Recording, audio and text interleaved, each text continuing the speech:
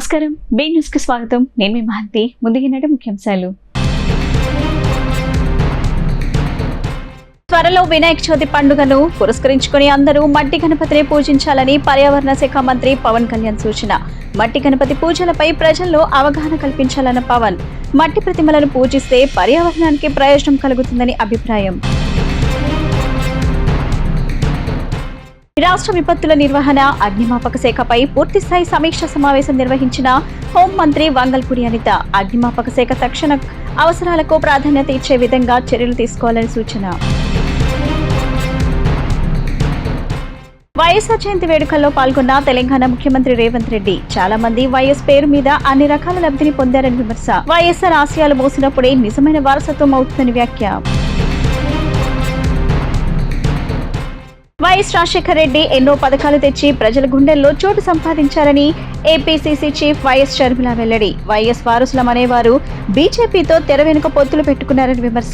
రాహుల్ గాంధీని ప్రధానిగా చూడాలనేదే వైఎస్ కోరిక అని వెల్లడి. త్వరలో వినాయక చవితి పర్వదినం రానున్న నేపథ్యంలో అందరూ మట్టి గణపతిని పూజించాలని ఏపీ పర్యావరణ శాఖ మంత్రి పవన్ కళ్యాణ్ సూచించారు. పర్యావరణ ప్రేమికుడు, ప్రకృతి వ్యవసాయ నిపుణుడు విజయరామ్ మంగళగిరిలో మంత్రి పవన్ కళ్యాణ్ నివాసానికి విచ్చేశారు. పవన్ కళ్యాణ్ తో పలు అంశాలపై చర్చించారు. ఈ సందర్భంగా పవన్ కళ్యాణ్ మాట్లాడుతూ, త్వరలో వినాయక చవితి రాబోతుందని, ఈ వేడుకల్లో మట్టి గణపతి ప్రతిమలను పూజిస్తే పర్యావరణానికి ప్రయోజనం కలుగుతుందని అన్నారు. అంతేకాకుండా జల కాలుష్యాన్ని కూడా అరికట్టవచ్చని తెలిపారు. మట్టి గణపతికి పూజలపై ప్రజల్లో అవగాహన కల్పించాలని అభిప్రాయపడ్డారు.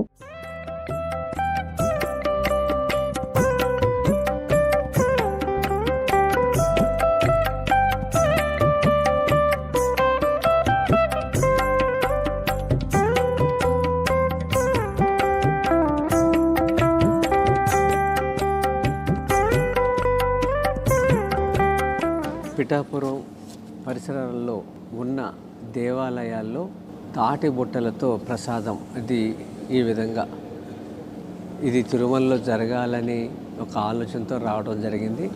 ముందుగా పిఠాపురం నియోజకవర్గంలో దీన్ని ఇంప్లిమెంట్ చేద్దాం అని ఆయన చెప్పడం జరిగింది. తిరుమలలో స్వామివారికి ఇస్తున్న నైవేద్యాలు ఇవన్నీ కూడా గోవింద భోగు దీని పేరు. తిరుమలలో ఏదైతే జరుగుతుందో అది కూడా ఇక్కడ నియోజకవర్గంలో ఇంప్లిమెంట్ చేద్దామన్నారు. అలాగే ఇక్కడ చూస్తున్న ఈ మట్టి వినాయకుడు ఈ ప్రభుత్వం రాగానే మొదటి పండుగ 100 విగ్రహాలని అక్కడున్న యువకులకి ఎకో కాంటెస్ట్ అనేవి పెట్టి భక్తి శ్రద్ధలతో నిమజ్జనం చేస్తే పర్యావరణ రహితంగా ఇంతవరకు భారతదేశంలో ఎక్కడలా జరగలేదు. ఇది చేతి సంచితో బజారుకి వెళదాం. ఒకప్పుడు 40 ఏళ్ల క్రితం ఇలా అలవాటు ఉండేది. పిఠాపురం అనే పేరుతోనే ఈ వస్తువులన్నీ మనం తయారు చేసామనుకోండి, స్థానికంగా వాళ్ళకి ఒక ఆదాయం వస్తుంది. రెండోది అదొక మోడల్గా నిలబడుతుంది. ఈ అవకాశం ఇచ్చిన పవన్ కళ్యాణ్ గారికి మనస్ఫూర్తిగా అభినందనలు, ధన్యవాదములు. కడప పార్లమెంట్ కు ఉప ఎన్నికలు జరగవచ్చుననే ప్రచారం జరుగుతుందని, అదే జరిగితే తాను కడపకు వచ్చి ఊరూరా గల్లీ గల్లీ తిరిగి కాంగ్రెస్ కోసం, షర్మిల కోసం పనిచేస్తానని తెలంగాణ ముఖ్యమంత్రి రేవంత్ రెడ్డి అన్నారు. వైఎస్ ఆశయాలను మోసిన వారినే వారసులుగా గుర్తించాలని అది షర్మిల మాత్రమే అన్నారు. మంగళగిరి సీకే కన్వెన్షన్ సెంటర్ లో వైఎస్ఆర్ జయంతి సభ నిర్వహించారు. ఈ సందర్భంగా ఆయన మాట్లాడుతూ, ఈ రోజు చాలా మంది వైఎస్ పేరు మీద అన్ని రకాల లబ్ధిని పొందారని విమర్శించారు. కానీ ఆయన ఆశయాలు మోసినప్పుడే వారసత్వం అవుతుందన్నారు. వైఎస్ ఆశయాలను మోసిన వారినే వారసులుగా గుర్తించాలని అది షర్మిల మాత్రమే అన్నారు. రాహుల్ గాంధీ ప్రధాని చేయాలనేది వైఎస్ కళ అని, ఆ ఆశయం కోసం పనిచేసే వారికి అండగా ఉండాలన్నారు. కానీ వైఎస్ పేరు మీద వ్యాపారం చేసేవారు వారసులు అవుతారా అని తీవ్ర వ్యాఖ్యలు చేశారు. వైఎస్ పేరు మీద వ్యాపారం చేసేవారు వారసులా, లేక ఆయన ఆశయం కోసం పనిచేసేవారా ఆలోచించాలని సూచించారు. ఈ రాష్ట్ర అధ్యక్షురాలుగా ఈ కార్యక్రమాన్ని ఏర్పాటు చేసి ఈ కార్యక్రమంలో శ్రీ రాహుల్ గాంధీ గారిని ముఖ్య అతిథులుగా పాల్గొనమని ఆహ్వానించడం జరిగింది. ప్రాథమికంగా రాహుల్ గాంధీ గారు ఈరోజు ఈ సమయంలో ఈ కార్యక్రమంలో పాల్గొని డాక్టర్ వైఎస్ రాజశేఖర్ రెడ్డి గారి 75వ జయంతి వేడుకలలో మీ అందరి మధ్యన ఉండాలని వారు భావించారు. కానీ మణిపూర్లో ఉన్న ప్రత్యేక పరిస్థితుల్లో ఏఐసిసి కాంగ్రెస్ పార్టీ అధ్యక్షుడు మల్లికార్జున్ ఖర్గే గారి ఆదేశాల మేరకు వారు మణిపూర్ రాష్ట్ర పర్యటనకు వెళ్తూ నన్ను ఆదేశించడం జరిగింది. ఆంధ్రప్రదేశ్ కాంగ్రెస్ పార్టీ శ్రీమతి షర్మిలమ్మ గారు ఏర్పాటు చేసిన కార్యక్రమంలో నా ప్రతినిధిగా మీరు పాల్గొని మన వైపు నుంచి సంపూర్ణంగా గాంధీ కుటుంబం ఎప్పుడూ వైఎస్ఆర్ కుటుంబానికి, ఆంధ్రప్రదేశ్ కాంగ్రెస్ పార్టీ కార్యకర్తలకు, వైఎస్ఆర్ అభిమానులకు అండగా నిలబడతామని చెప్పి మీరు వెళ్ళి వాళ్ళ మధ్యలో నించొని చెప్పి రావాల్సిందిగా రాహుల్ గాంధీ గారు నన్ను ఆదేశించడం జరిగింది. నాతో పాటు ఈ కార్యక్రమంలో ఆంధ్రప్రదేశ్ ఇన్ఛార్జ్ మాణిక్ ఠాగూర్ గారు, తెలంగాణ ఇన్ఛార్జ్ దీపదాస్ మున్షి గారు, ఆంధ్రప్రదేశ్ మాజీ అధ్యక్షులు రఘువీరారెడ్డి గారు, డాక్టర్ కేవీపీ రామచంద్రరావు గారు, మా సహచర మంత్రివర్గ సభ్యులు, ముఖ్యంగా మా మిత్రుడు పట్టి విక్రమార్క గారు, మిగతా మంత్రివర్గ సభ్యులు అందరూ కూడా ఈ కార్యక్రమంలో పాల్గొని ఈరోజు ఈ వాతావరణం చూస్తుంటే ఎవరైనా ఎవరి కుటుంబంలో ఎంత దగ్గర వాళ్ళు చనిపోయినా నెలకో 2 నెలలకో 3 నెలలకో వారి జ్ఞాపకాలు మన నుంచి దూరం అవుతూ ఉంటాయి. అధికారం వచ్చాక కొందరు ప్రజలకు దూరం అవుతారు. కానీ వైఎస్ రాజశేఖర రెడ్డి ఎన్నో పథకాలు తెచ్చి ప్రజల గుండెల్లో చోటు సంపాదించారని ఏపీసీసీ చీఫ్ వైఎస్ షర్మిల అన్నారు. వైఎస్ వారసులు అనేవారు బీజేపీతో తెర వెనుక పొత్తులు పెట్టుకున్నారని, అలాంటి వారు వైఎస్ వారసులు ఎలా అవుతారంటూ ఆమె సూటిగా ప్రశ్నించారు. మంగళగిరిలో ఏర్పాటు చేసిన వైఎస్ఆర్ 75వ జయంతి ఉత్సవాల సభకు AP Congress chief YS Sharmila హాజరయ్యారు. ఈ సందర్భంగా ఆమె ప్రసంగిస్తూ వైఎస్ జయంతి సందేశం పంపిన సోనియా గాంధీ, రాహుల్ గాంధీలకు కృతజ్ఞతలు తెలుపుతున్నట్టు వెల్లడించారు. వైఎస్ పేరు వినగానే చిరునవ్వు, రాజసం గుర్తుకు వస్తాయని అన్నారు. మనల్ని ఆదరించిన ప్రజల కోసం ఏదో ఒకటి చేయాలని తన తండ్రి వైఎస్ అనేవారని షర్మిల గుర్తు చేసుకున్నారు. జలయజ్ఞం తన తండ్రికి ఎంతో ఇష్టమైన కార్యక్రమం అని తెలిపారు. అధికారం వచ్చాక కొందరు ప్రజలకు దూరం అవుతారు. కానీ వైఎస్ రాజశేఖర రెడ్డి ఎన్నో పథకాలు తెచ్చి ప్రజల గుండెల్లో చోటు సంపాదించారని షర్మిల వివరించారు. కాంగ్రెస్ పార్టీ మాత్రమే రాష్ట్రానికి, దేశానికి మంచి చేస్తుందని వైఎస్ నమ్మేవారు. వైఎస్ వారసులం అనేవారు బీజేపీతో తెర వెనుక పొత్తులు పెట్టుకున్నారు. అలాంటి వారు వైఎస్ వారసులు ఎలా అవుతారు? రాహుల్ గాంధీని ప్రధానిగా చూడాలనేది వైఎస్ కోరిక. తన భారత్ జోడో యాత్రకు వైఎస్ పాదయాత్రే స్ఫూర్తి అని రాహుల్ గాంధీ చెప్పారు. వైఎస్ చివరి కోరిక తీర్చడం మనందరి బాధ్యత అని షర్మిల పేర్కొన్నారు. రాజశేఖర రెడ్డి గారి కుటుంబమైన మీలో ప్రతి ఒక్కరికి, వేదిక మీదున్న ఇంతమంది పెద్ద పెద్ద నాయకులందరికీ, సోనియా గాంధీ గారికి ప్రత్యేకంగా రాజశేఖర రెడ్డి గారి 75వ జయంతి సందర్భంగా లెటర్ ద్వారా మెసేజ్ పంపించారు. వారికి, రాహుల్ గాంధీ గారికి వీడియో మెసేజ్ అదే పనిగా రాజశేఖర రెడ్డి గారి జయంతి సందర్భంగా ఈరోజు పొద్దున పంపించారు. వీరందరికీ, హాజరైన మీ అందరికీ, హాజరు కాలేని రాజశేఖర రెడ్డి గారి ప్రతి అభిమానికి మీ రాజశేఖర రెడ్డి బిడ్డ శిరస్సు వంచి చేతులు జోడించి మనస్ఫూర్తిగా నమస్కరించుకుంటోంది. డాక్టర్ వైఎస్ రాజశేఖర రెడ్డి, ఆ మనిషి గుర్తు రాగానే మొట్టమొదట గుర్తొచ్చే అంశం ముఖం నిండా చిరునవ్వు. నడుచుకుంటూ వస్తే రాజసమే నడుచుకుంటూ వస్తుందా అన్నట్టుగా ఉండేది. ఆ ఖద్దరు పంచ దగ్గరికి వచ్చి పాప్స్ అని చేయి చాచినప్పుడల్లా, నన్ను దగ్గరికి తీసుకున్నప్పుడల్లా ఎంత ధైర్యమో మాటల్లో చెప్పలేనిది.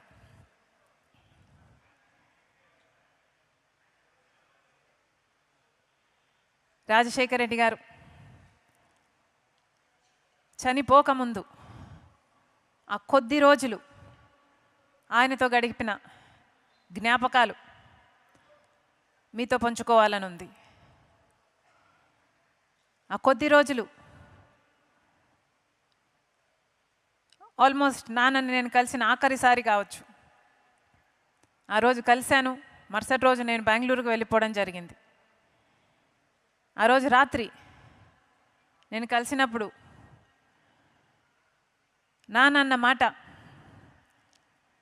పాప్స్ దేవుడు ఎంత చేశాడు కదా, మన జీవితాల్లో దేవుడు ఎంత చేశాడు, ఏమీ కానీ నన్ను ఇంత దూరం తీసుకొచ్చాడు,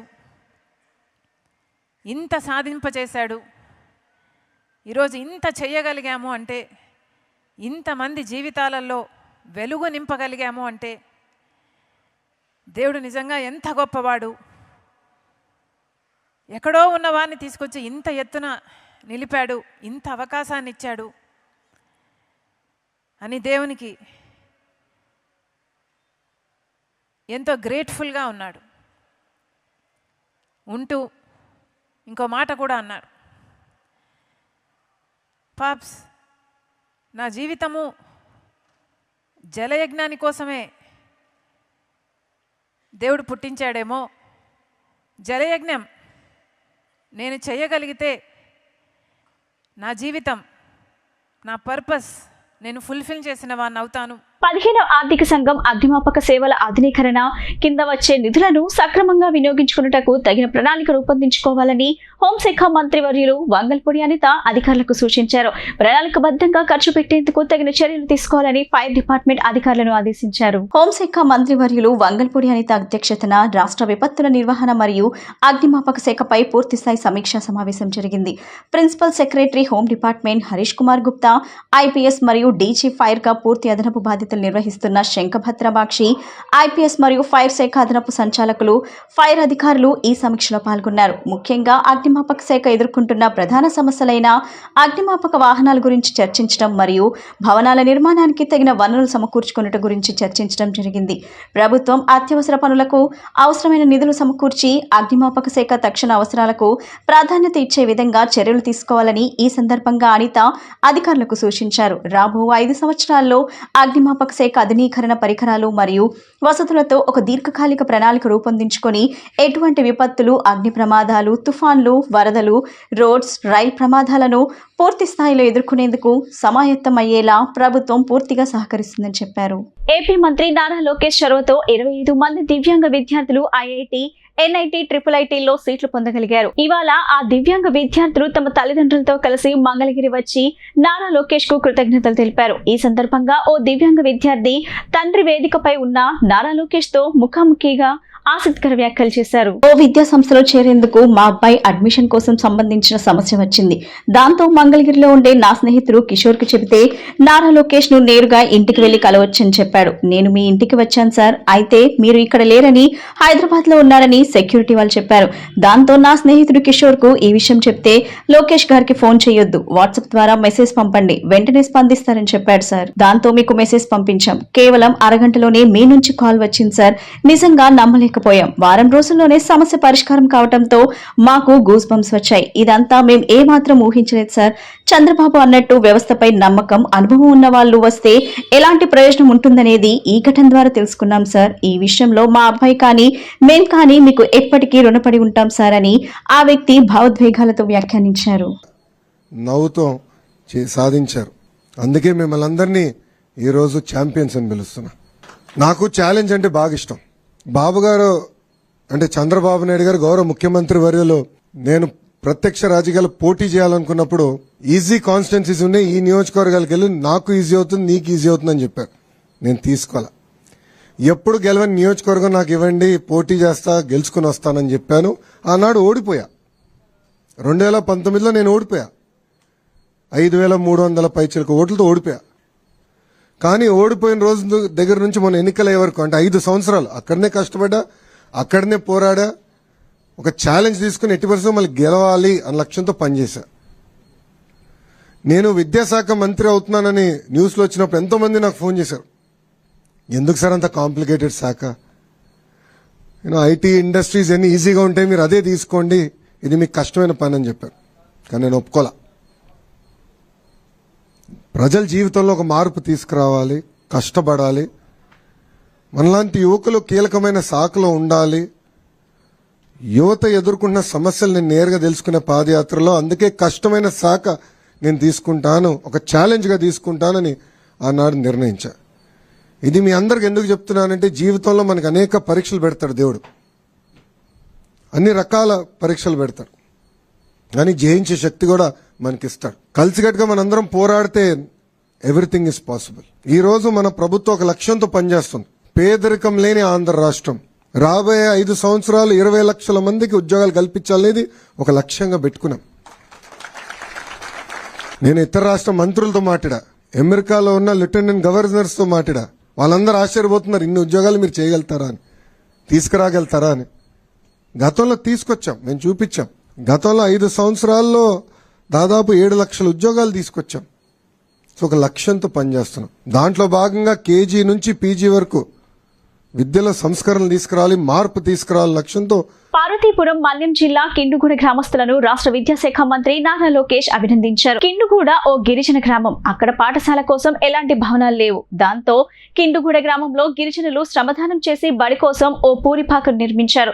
దీనిపై మంత్రి నారా లోకేష్ స్పందించారు. పాఠశాల కోసం పూరిపాక నిర్మించారని సోషల్ మీడియా ద్వారా తెలిసిందని, బడి కోసం గిరిజనులు చేసిన కృషి అభినందనీయమని పేర్కొన్నారు. కిండుగూడలో పాఠశాలకు పక్కా భవనం నిర్మిస్తామని మంత్రి హామీ ఇచ్చారు.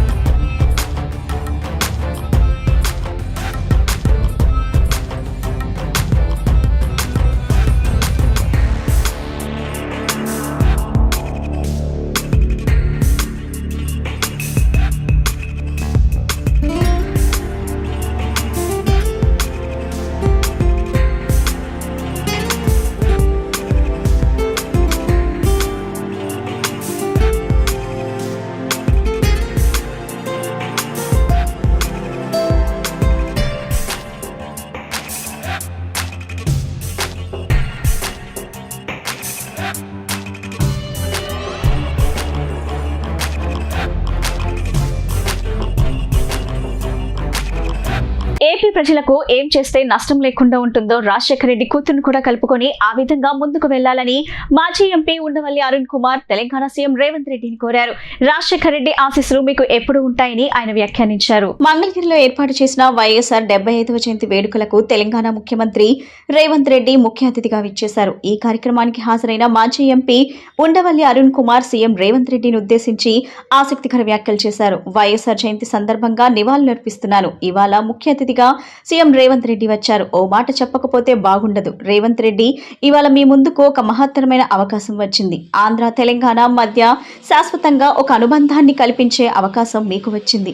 ఈ మాట ఎందుకన్నానంటే, ఇది కాంగ్రెస్ వాళ్ళే చేయగలరు. జెనెటిక్ గా కాంగ్రెస్ ముఖ్యమంత్రి ఈ పని చేయగలగడు. ఆంధ్ర వాళ్లకు ఏనాడు కూడా తెలంగాణ వాళ్ళపై ఎలాంటి కోపం లేదు, ఏ రకమైన ద్వేషం లేదు. అది మీకు కూడా తెలుసు. కానీ మీకు మా మీద కోపం వచ్చింది. దానికో కారణం ఉంది. అది మాకు తెలుసు. పొన్నం ప్రభాకర్, నేను 5 ఏళ్లు మాట్లాడుకోలేదు. అప్పట్లో ఇద్దరం ఎంపీలం, బాగా క్లోజ్ గా ఉండేవాళ్ళం. ఎదురుపడినా పలకరించుకోలేని పరిస్థితి. రుద్రరాజు తండ్రి చనిపోయిన సమయంలో మళ్లీ పలకరించుకున్నాం. ఏం పొన్నమంటే ఏం అరుణ అన్నాడు. ఏంటంటే రాజకీయ కారణాలే.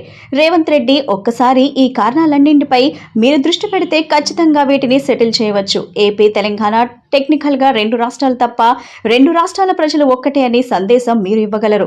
అందుకోసం పాలన పరంగా ముఖ్యమంత్రులుగా మీరేం చేస్తారో ఎలాగో చేస్తారు. ఈ వేదికపై రాజశేఖర రెడ్డి కూతురు షర్మిల కూడా ఉంది. ఆ సంగతి మర్చిపోవద్దు. ఏపీ ప్రజలకు ఏం చేస్తే నష్టం లేకుండా ఉంటుందో రాజశేఖర రెడ్డి కూతురును కూడా కలుపుకొని ఆ విధంగా ముందుకు వెళ్ళండి. కేవీపీ రామచంద్రరావు వంటి నేత హైదరాబాద్ లోనే ఉంటున్నారు. ఆయన నుంచి మీకు సహకారం అందుతుంది. ఖచ్చితంగా ఈ క్రెడిట్ మీకు దక్కడం కోసం మీరు ముఖ్యమంత్రి అయ్యారని భావిస్తున్నాను. రాజశేఖర రెడ్డి ఆశీస్సులు మీకు ఎల్లప్పుడూ ఉంటాయి అంటూ సీఎం రేవంత్ రెడ్డిని ఉద్దేశించి ఉండవల్లి అరుణ్ కుమార్ తన ప్రసంగంలో పేర్కొన్నారు. అందరికీ నమస్కారం. రాజశేఖర రెడ్డి గారి గురించి నేను చెప్పడం మొదలెడితే అన్ని కథలు మీరు అందరూ వినేసి ఉంటారు. రాజశేఖర రెడ్డి గారి గురించి నిత్యం మననం చేసుకునేటువంటి వ్యక్తుల్లో నేను ఒకడిని. ఎందుకంటే చాలామందికి దొరకని అవకాశం రాజశేఖర రెడ్డి గారితో అత్యంత సన్నిహితంగా మెలిగేటువంటి అవకాశం నాకు దొరికింది. అంటే రామచంద్రరావు గారు దొరికించారు. డాక్టర్ కేవీపీ రామచంద్రరావు గారు ప్రధానంగా రాజశేఖర రెడ్డి గారు ఎక్కడికి వెళ్ళినా, ఏ మీటింగ్లో వెళ్ళినా పక్కన నేను ఉండేలా ఈయన చూసేవారు. 1983లో ఆయన మొట్టమొదటిసారి పిసిసి ప్రెసిడెంట్ అయినప్పటి నుంచి 2009 సెప్టెంబర్ 2 నాడు ఆయన మరణించే వరకు దాదాపుగా ఆయనతోటే కలిసి ప్రయాణం చేయటంలో రామచంద్రరావు గారు ఎంత థిక్గా ఉన్నారో సుమారుగా అంత దగ్గరగా నన్ను కూడా అక్కడ పెట్టారు. నిజంగా చెప్తున్నా, ఆయన చనిపోయే వరకు నాకు తెలియదు ఇంత గొప్ప వ్యక్తితో నేను కలిసి తిరుగుతున్నానని. ఎందుకంటే ముఖ్యమంత్రులు అవుతుంటారు, ప్రధానమంత్రులు అవుతుంటారు, ఎంపీలు అవుతారు, ఎమ్మెల్యేలు అవుతారు, స్నేహంగా ఉన్నవాళ్ళు చాలామంది ఉంటారు. కానీ రాజశేఖర రెడ్డి గారు నేనంటే అభిమానించేటువంటి ఒక నాయకుడని అనుకున్నాను. కానీ ఆయన చనిపోయిన తర్వాత తెలిసింది నాకు, ఈయన మామూలు మనిషి కాదు. ఇప్పటి వరకు మన రాష్ట్రంలో ఎవ్వరికి దొక్కని ఒక గౌరవం మీరు మర్చిపోయి ఉంటారు. హైదరాబాదులో వినాయక నిమజ్జనం అని జరుగుతుంది. అది యావత్ భారతదేశంలో ఒక పెద్ద ఈవెంట్. హైదరాబాద్లో జరిగినట్టుగా సౌత్ ఇండియాలో ఎక్కడ జరగదు. నార్త్లో కూడా ఎక్కడైనా మహారాష్ట్రలో 1-2 చోట్ల జరుగుతుందేమో. రాజశేఖర రెడ్డి గారు చనిపోయిన 3వ రోజునే ఆ వినాయక నిమజ్జనం సరిగ్గా సెక్రటేరియట్ ఎదురుకుండా హుస్సేన్ సాగర్లో జరుగుతుంది. ఆ రోజు మొత్తం అన్ని ఆఫీసులు మూసేస్తారు, స్కూల్స్ మూసేస్తారు. పోలీసులకైతే ఆవేళ ఉన్నంత పని సంవత్సరంలో ఎప్పుడూ ఉండదు. చాలా అసలు ఊరంతా డ్రామా, డప్పులు, డ్యాన్సులు భయంకరంగా ఉంటుంది. ఏంటి అసలు ప్రతివాడు వాళ్ళ ఇంట్లోంచి వినాయకుడిని తీసుకొచ్చి కలపవలసిందే అనేటువంటి ఒక యుద్ధం జరుగుతున్నట్టుగా ఉంటుంది. ఉమ్మడి ఆంధ్రప్రదేశ్ ముఖ్యమంత్రి జనహృదయ నేత వైఎస్ రాజశేఖర రెడ్డి 75వ జయంతి వేడుకలను వైసీపీ నాయకులు పోలిరెడ్డి దుర్గారెడ్డి ఆధ్వర్యంలో ఘనంగా నిర్వహించారు. వైఎస్ రాజశేఖర రెడ్డి చిత్రపటానికి స్థానిక వైసీపీ నేతలతో కలిసి ఆయన పూలమాల వేసి నివాళులర్పించారు. అనంతరం వైఎస్ రాజశేఖర రెడ్డి జయంతిని పురస్కరించుకుని అన్న వితరణ కార్యక్రమం నిర్వహించారు. ఈ సందర్భంగా ఆయన మాట్లాడుతూ, వైఎస్ రాజశేఖర రెడ్డి ప్రజలందరి గుండెల్లో చిరస్థాయిగా నిలిచిపోయారని, తన పాలనతో చెరగని ముద్ర వేశారని కొనియాడారు. జననేత మార్గంలో ఆయన కుమారుడు వైఎస్ జగన్మోహన్ రెడ్డి సంక్షేమ పథకాలతో మంచి పాలన అందించారని ప్రశంసించారు. ఆంధ్రప్రదేశ్ రాష్ట్ర ప్రజలకు వైఎస్ రాజశేఖర రెడ్డి చేసిన సేవలు ఎనలేనివని గుర్తు చేశారు.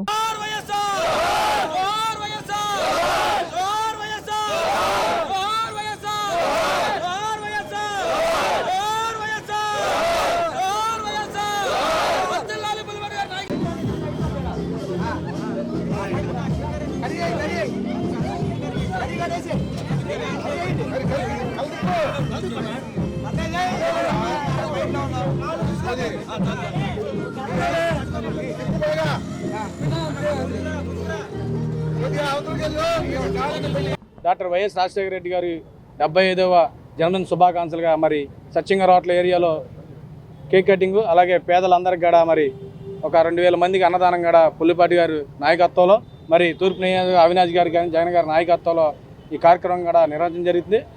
రాజశేఖర రెడ్డి అంటే పేదల పాటి పెన్నిది. ఆయన ఎందుకంటే బాగా ఇష్టం పేదలకి.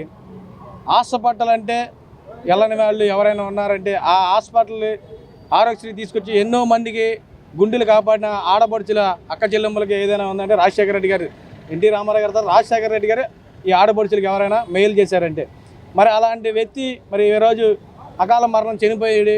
మరి ఆయన సృష్టించుకొని ఈరోజు జన్మ వేడుకలు చేసుకుంటూ మరి ఈ 2024లో వైఎస్ఆర్ కాంగ్రెస్ ఓడిపోయినా కానీ కార్యకర్తలందరికీ రాజశేఖర రెడ్డి గారు నేను గుర్తున్న మీ అందరికీ నేను అండగా ఉన్నానని, ఈ నెల రోజుల్లో బాధల్లో ఉన్న వాళ్ళందరికీ ప్రతి ఒక్కరికి కూడా నా పుట్టినరోజు వేడుకలతో మీ అందరికీ ఉత్సాహంతో పార్టీలో ఉన్న ప్రతి కార్యకర్తకి, మీ నాయకుడికి, మీకు నేను అండగా ఉంటా, మీకు తోడుగా ఉంటా అని చెప్పి మాకు ఇది శుభ పరిణామం. ఎందుకంటే ఈ నెల రోజుల్లో మేము బాధల్లో ఉన్నప్పుడు మా నాయకుడు ఎందున్న వారి తండ్రి సూత్తులోనే ఆయన నాయకుడు ఆయన నాయకులను మేము నడుస్తున్నాం కాబట్టి ఈరోజు మాకు పండుగ వాతావరణం. ఇలాంటి వాతావరణం ఆయన సృష్టించుకుని ఆయన ఆశయాలు సాధించడానికి కూడా మా కార్మికుల పక్షాలను ఆయనకి ధన్యవాదాలు అర్పిస్తూ ఇవన్నీ గురించి ఆలోచించండి. ప్రజలు ఇవన్నీ నమ్మి మీకు ఓట్లు వేసి 164 సీట్లు ఇచ్చారు. దౌర్జన్యం చేయమనో లేకపోతే వైసీపీ కార్యకర్తలను పార్టీ నాయకులను బెదిరించమనో భయపెట్టమనో వాళ్ళ ఆస్తులను నష్టం చేయమనో కాదు. ఇవన్నీ ప్రజలు చేస్తారని చెప్పి మీ హామీలను నమ్మి వేశారు కాబట్టి మీరు హామీల మీద దృష్టి పెట్టండి, హామీలు చేయండి. అంతకన్నా మీరు ప్రజల మన్ననలు పొందండి, అది మంచిది. కానీ ఇలాగా ఒక రాష్ట్రాన్ని రావణ కాష్టంలా మాత్రం చెయ్యొద్దు. దయచేసి కూటమిగా గెలిచినటువంటి పవన్ కళ్యాణ్ గారు కానివ్వండి, నారా చంద్రబాబు నాయుడు కానివ్వండి, రెడ్ బుక్ అని చెప్పినటువంటి నారా లోకేష్ గారు కానివ్వండి, మా అందరి విజ్ఞప్తి ఏంటంటే రాష్ట్రం యొక్క అభివృద్ధి చేస్తామన్నారు, దాని మీద దృష్టి పెట్టండి. దయచేసి వైసీపీ నాయకులను కానివ్వండి, కార్యకర్తలను కానివ్వండి, వాళ్ళ ఆస్తుల మీద కానివ్వండి దాడి అనేది ఖండిస్తున్నాం మేము. అటువంటి చర్యలు చేయకుండా మీరు ఇచ్చినటువంటి హామీల్ని నెరవేర్చే ప్రక్రియలో ఉండి రాష్ట్రాన్ని మెరుగుపరిస్తే 2029లో అంతకన్నా మెజార్టీ రావచ్చు. మరి మీరు చేస్తే పనులను బట్టి. కానీ మీరు ఇదే విధంగా కొనసాగిస్తే ఈరోజు వైసీపీకి 11 వచ్చినాయి అన్నారు, రేపు పొద్దున్న మీరు సింగిల్ డిజిట్ కూడా రావచ్చు. గతంలో ఇలాంటి చాలా చూసాము, ఎన్నో జరిగినాయి. కాబట్టి ప్రజలు ఇచ్చిన మీరు ఒక మ్యాండేటరీని మాత్రం సంక్షేమ పాలన వైపు, అభివృద్ధి వైపు మాత్రం పెట్టాలి. కార్యకర్తల మీద దాడులు. బంగాళాఖాతంలో కొనసాగుతున్న ఉపరితల ఆవర్తనం ద్రోణి కారణంగా నైరుతి రుతుపవనాలు చురుగ్గా మారాయి. ఫలితంగా కోస్తాలో రాగల 24 గంటల్లో అక్కడక్కడ భారీ వర్షాలు కురిసే అవకాశం ఉందని వాతావరణ శాఖ హెచ్చరికలు జారీ చేసింది.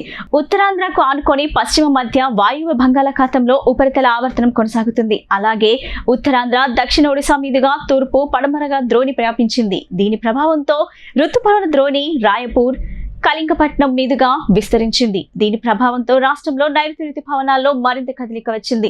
నిన్న కూడా పలు ప్రాంతాల్లో వర్షాలు కురిశాయి.